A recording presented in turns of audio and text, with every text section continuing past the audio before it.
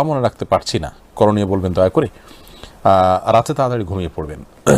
Doctor নাবিলের অনেকগুলো video আছে, তিনি তার ভিডিওগুলোর মাধ্যমে পড়া মনে রাখার কৌশলগুলো বাতান এবং সেগুলো কোরআন হাদিসের সাথে যে কটা আমি শুনেছি সেগুলো দেখে সামঞ্জস্যপূর্ণ মাশাআল্লাহ এবং বিজ্ঞানভিত্তিকও। অতএব সেগুলোকে ফলো করবেন, রাতে তাড়াতাড়ি শুয়ে যাবেন এবং ভোর রাতে আগে ওঠার চেষ্টা করবেন বা ভোরে উঠে সকালে না ঘুমিয়ে সকালে পড়ার চেষ্টা করবেন, বিসমিল্লাহ বলে পড়া শুরু করবেন এবং আপনার যথাসম্ভব শয়তানের আক্রমণ থেকে বাঁচার যে পন্থাগুলো আছে, একটা ভিডিও আমাদের আছে শয়তানের আক্রমণ থেকে বাঁচার 15টি উপায়, সেই উপায়গুলো অবলম্বন করে আপনি যথাসম্ভব পড়াশোনা করার চেষ্টা করবেন।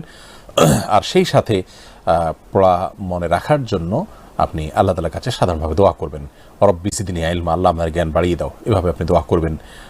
এবং আরও যে সমস্ত দোয়া, রব্বি ইশরাহ লি সাদরি ওয়া ইয়াসসির লি আমরি, আল্লাহ আমার অন্তরকে উন্মুক্ত করে দিন, আমার কাজকে সহজ করে দিন, এভাবে